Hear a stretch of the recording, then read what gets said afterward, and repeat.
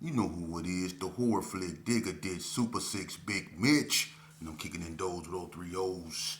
And I'm bringing 28 101s because we Vegas sons. You are not in the Meadowlands. Yeah, you in the desert, man. 530 babies. You already know what made me. Alright? Shh. Be very, very quiet. Boom! You already know that's them things. 22-inch chrome Dana Dangs. Now, welcome to Vegas Chronicles with the host of the most, Big Mitch from Super 6. And today, like any other day, you know what we do. We do what we do. Absolutely. Today, I want to talk about something, you know, when they come, I always talk about, the streets and the consequences to it, right? I want to talk to y'all about something today. Um, I want to tell you just how grimy these streets can be in Vegas for those that don't know. And for those that look down, up on, I guess you could say, I don't know how you can really look down on stupidity, but for those that look at Vegas in a certain way, I just want you to know something. These streets out here, they get real grimy. Case in point, Vegas Chronicles. I want to tell y'all a story about uh, some individuals. Now, one individual, he come up out of California, right? He came to Vegas. He come from San Diego. He was a Paru, Skyline Paru, right? And he come out here. He get to messing with a female from rolling 60s, right? Now this cat had a lot of money. He was doing his thing. You know what I'm saying? He had a clean L code, all kind of stuff. You know what I mean? He had a couple cars. You know what I'm saying? Nice house, all that. You know what I mean? He was doing good for himself, right? Well, he clicked up with this Vegas Damu, this Vegas blood, right? They both doing their thing. They making money together, right? Now the Vegas blood dude, he a known cat too. Especially from here. He a known cat. He an old school cat, but he known. You know what I'm saying? And he also, we just gonna say he also a Paru. We just gonna leave it at that. Alright. And so they was both two P's, two Parus, right? So, they was doing their thing and stuff like that, and the Vegas blood, he started, I guess, doing whatever with the Cali boy. They was, the Cali boy really had it, so they was doing their thing. But for some reason, the Vegas cat started to get a little bit, let's just say, envious of the Cali boy, right? He started, they was cool, but you know how that go. When a certain cat having it, you having it too, but he having it a little bit more than you, but he in your land and he acting like he ain't, you know what I mean? And you get the feeling, a certain type of way, and you get to look at him like, man, this cat here, you know what I mean? So what the Vegas dude do is he went and he got a 6-0, right? And he slide up on the 6-0. Hey, check this out. I got a lick. He knew the 6-0 boy was all down for licks. So he was like, yeah, I got a lick for you, right? So the 6-0 boy, he was like, he was with it. You know what I'm saying? So he ride the boy around. He showed the boy where he stay. They basically, they own him. They stalking the dude, you know what I'm saying? And the dude don't know, you know what I'm saying, that he messing with one of his homegirls. The 6-0 boy didn't know that the Cali blood was messing with one of his homegirls, right? So I don't know what happened in between that time to make him change his mind. But what ended up happening is instead of the 6-0 boy, trying to get the Cali boy, the 6-0 boy put his attention on the Vegas cat, right? So now instead of the 6-0 boy watching the Cali boy, he watching the Vegas boy. So the Vegas boy rolling them around, talking about, what they was doing. He was basically talking too much. And he was pulling the 6-0 boy up on what he had, right? So instead of the 6-0 boy, getting the Cali boy, the 6-0 boy plotted to get him. So he just played along with him, let him ride him around. He was riding around. He was showing him around, showing him the spots, all that, right? He waited for the proper opportunity, the right moment, right? And when he found it, he got him. wet him up bad, you know, wet him up bad. And he went to the hospital, found out some horrible things when he went to the hospital, right? And he ended up on a 6-0 boy, right? And so the 6-0 boy ended up getting locked up. So, this is a reputable B-dog. So he like, you know what I'm saying, he can't come to court, you know. But at the same time, the case so bad, and he did so bad, one time not letting up on him, they on his helmet, no, you going to court, right? So he ended up doing what he had to do, you know what I'm saying, and he sent the boy to prison. But he going around telling everybody that he came up there because his moms wanted to see what the dude looked like people was gonna really believe that. Oh, I just went up there because my mama wanted to see what he looked like. You ain't finna walk in no courtroom to show your moms what another cat looked like that did something to you, and you supposed to be in there on the stand doing whatever you supposed to be doing. It don't work like that, so that didn't fly, right? But that's what he was riding with. You know what I mean? And for a long time, he got away with that lie. You know what I mean? And, he went to Reno, and he ended up coming back to the penitentiary. And I remember on NNCC yard, I remember when he came to the yard, he went on the yard about 3 days. And when he came to the yard, they shot that paperwork up there. And Heavy, rest in peace. He was on the yard at that time, and he got the paperwork. And Heavy bought the paperwork to old boy and was like, gave it to him. He's like, man, what this talking about right here, man? And it had his government on there, all that, man, and Q&As and all that old stuff on there, man. And everybody was like, what's that? You know what I mean? And when Heavy gave it to him, he just walked off, you know what I'm saying? And old boy started looking at the paperwork like, dog, what's this? Dog, what's this? And when he started reading it, he balled it up. And people were like, man, what's up? He wouldn't say nothing. He skirted off, and he went to his unit. Everybody went down there to his unit, you know what I mean? And Heavy was like, basically, man, he know what he did, you know what I mean? And woo, woo, woo, right? So everybody went down to the unit like, what's going on? You know what I'm saying? When they go to the unit, he was standing in front of the unit, basically like in a defensive stand with his back against the gate. Basically, he was crying, talking about, if y'all don't want to mess with me, y'all ain't got to mess with me. Don't say nothing to me. Woo, woo, woo. And I was like, what's going on? Come to find out, he did do what it said, that paperwork said he did. You know what I'm saying? But at the same time, it was other things going on with him that,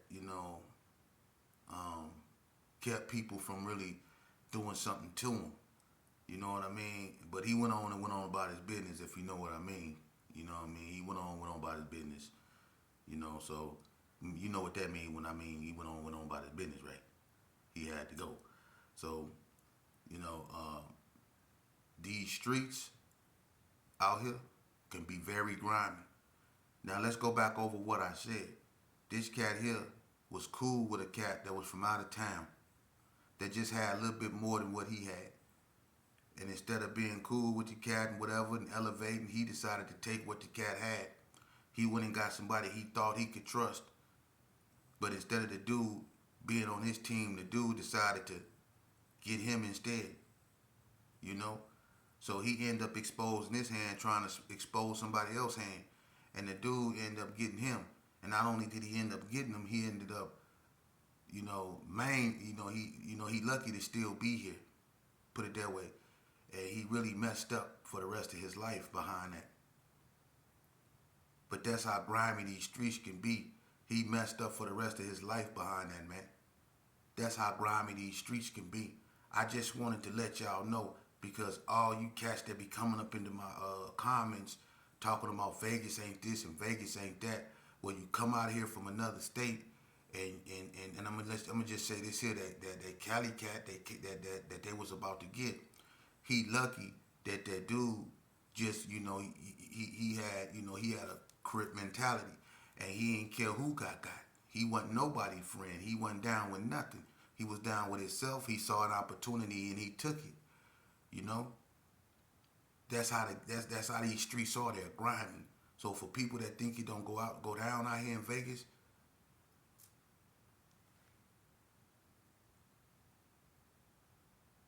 it's bad out here in Vegas, man. At one point, it was horrible out here in Vegas. You know.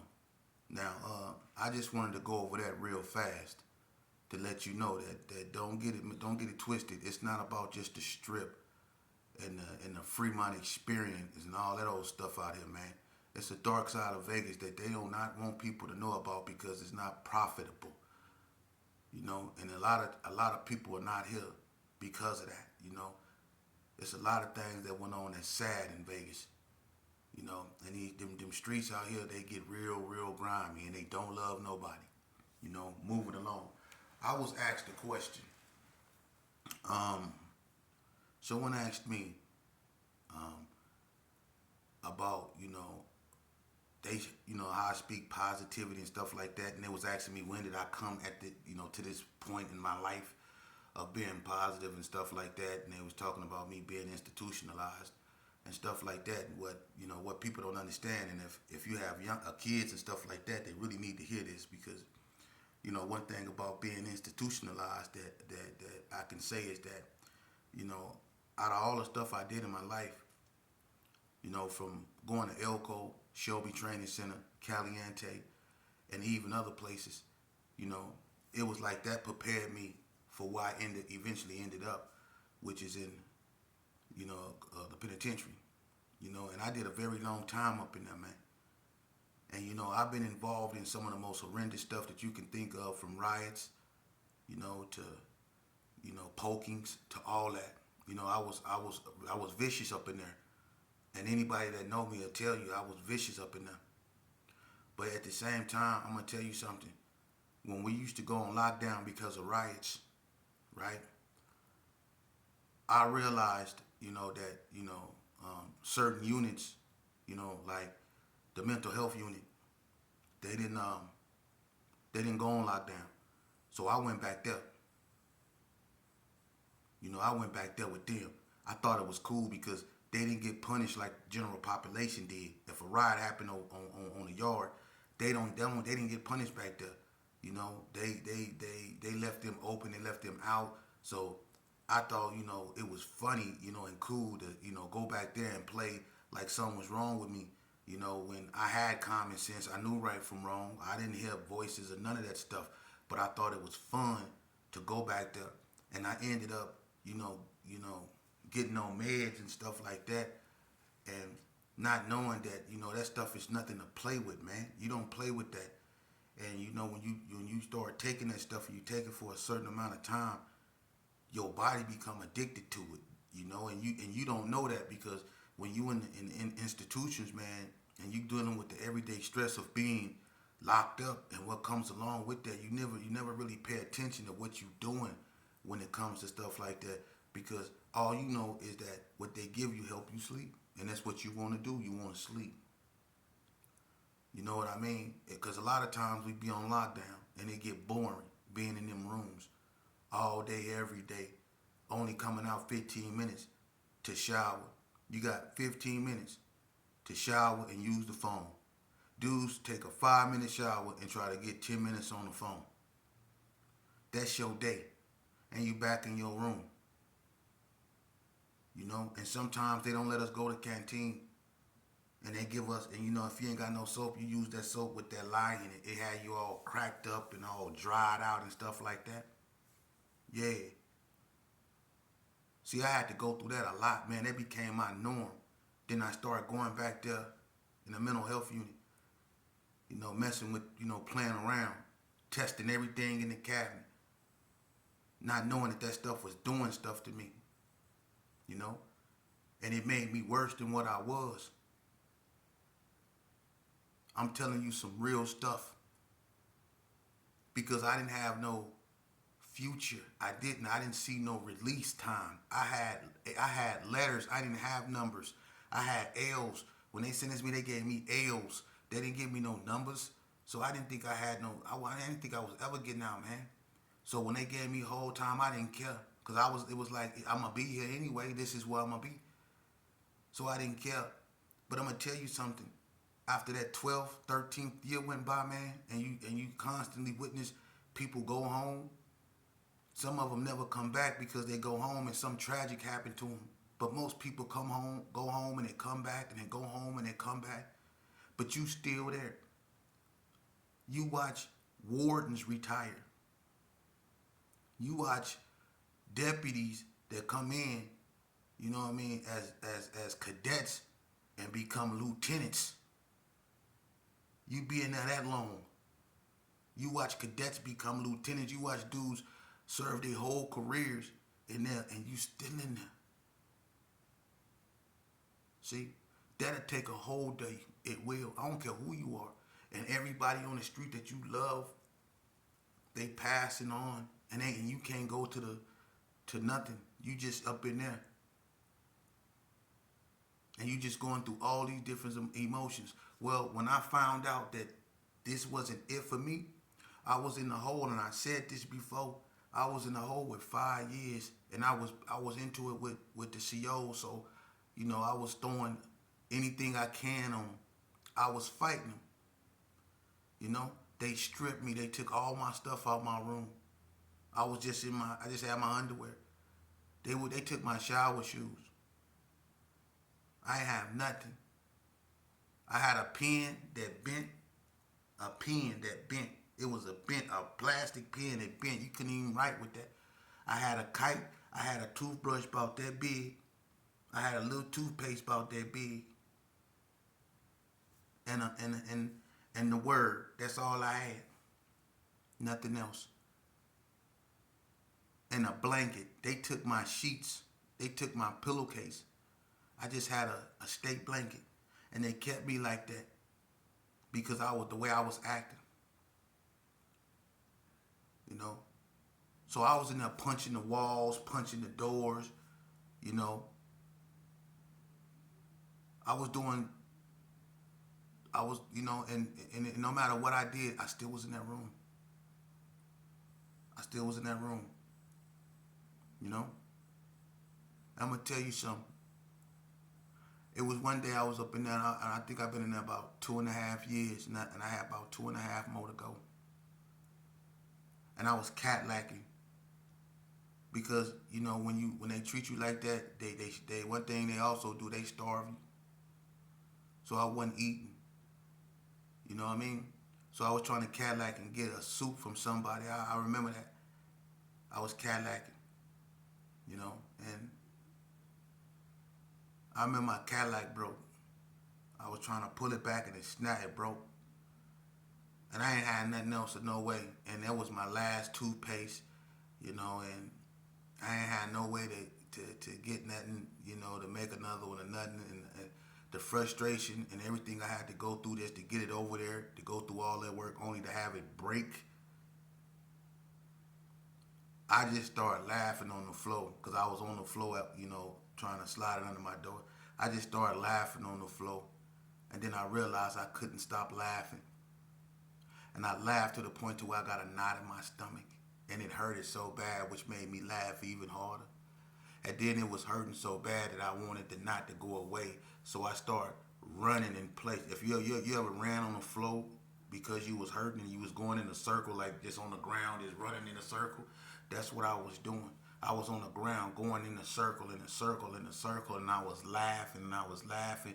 But then I started crying because I was in so much pain. My stomach had got a Charlie horse in it from laughing so hard that I started crying. And then I realized that I wasn't happy, and I wasn't laughing because I was happy. I realized that I was laughing because I was losing it, and then that scared me, and I started crying uncontrollably. My laughter turned into cries, and my cries turned into screams. You feel me? And I screamed so loud to where the COs came to the door, and I couldn't stop. And then I ended up 4-pointed. I ended up 4-pointed with a pamper, a diaper on. They put a diaper on me. For 3 days, 4-pointed. I was 4 pointed. You ever been for you? When you go to the bathroom, you got to lay in it. The nurses got to clean. You know how humiliating that is, uncomfortable that is, to lay in your own waste until they decide to change you. And when they change you, they not gonna change you, right? They go do it their way. You know how their way is. Right there at that very moment, I needed divine intervention. And right there at that very moment, that's when something that was beyond my perception intervened and took over and said, you have suffered enough. That's when I realized that this wasn't for me. And that I wasn't who I thought I was, because I broke. People say, can't nothing break me, and we all want to portray to be hard, and maybe some people is stone to the bone, and I ain't saying that I'm not, a strong individual. I'm very strong. But I'm gonna tell you something. When I was on that floor and I was going around in a circle, I could hear voices. I could hear my mom saying, Terrell, you need to stop. Back when I was on the street, I could hear my auntie saying, she gone, talking about when my grandma passed on. All these voices and all this stuff started running back over in my head, man. That's why I thought that I was broke, because everything that I went through in life was just like flashing through my mind, and I can just hear my moms, and I can just hear people talking, and it was just a bunch of events just replaying themselves in my mind. You know what I mean? I needed help. I needed help bad because I was lost, and that's when something, I'm telling you, a calmness came over me when I was 4 pointed.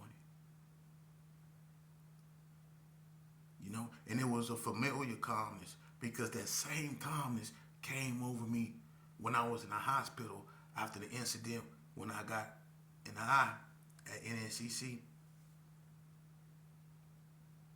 That same calmness that came over me when I was laying in the hospital bed at NNCC came over me when I was 4 pointed.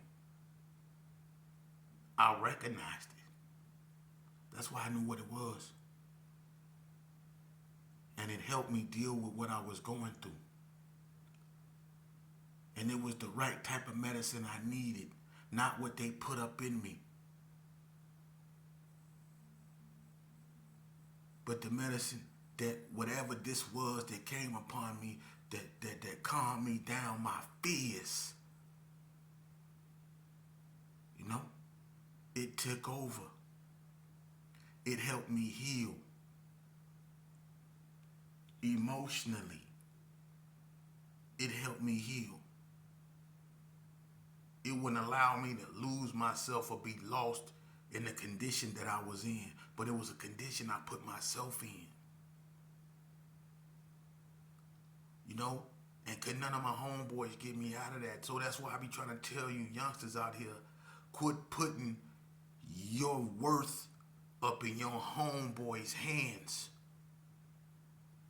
Don't do that. Value your worth. Value your individuality. Value who you are. Value who your mama put you on this earth to be. An upright man, an upright female, an upright individual. Listen to someone who told down. Listen, I'm going to tell you something, man. My whole life, being a certain individual's, being sheepdog's son was a curse and a blessing.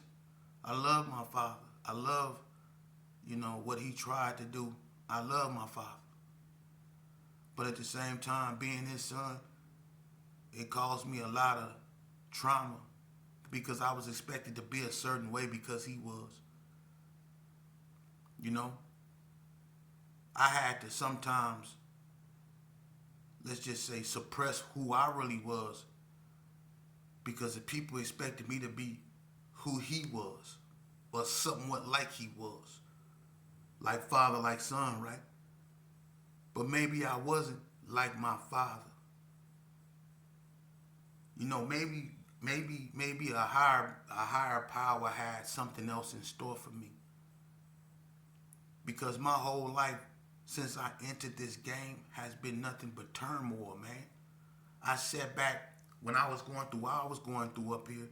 And not only was I going through it up here, but at the same time, I'm sitting back and I'm losing all my childhood friends. And when I mean all my childhood friends, I done lost almost all my childhood friends. Even when I was in prison, I watched so many people that was in there with me for so long get out and pass away, unfortunately. This is not a game, man. This real spill. You don't have to listen to me because this ain't exciting for you to hear because I'm not talking about, what we did to such and such or how such and such them came in here and shut this down or how, woo woo beat up such and such. You know what? It's consequences to all that. And y'all, that listen, if you want that, you got a whole bunch of platforms that cater to that. When I speak the truth. Yeah, a lot of that went on in my life, and I was a part of a lot of that. But I'm gonna be honest with you, that didn't cause me nothing but trauma and more trauma. You know, I'm serious. I could have been unalived on so many occasions. You know, if I didn't get sent to an institution, I probably won't be here. I wouldn't be here. And that's sad because it took that to save me. And when it takes being put in an institution to save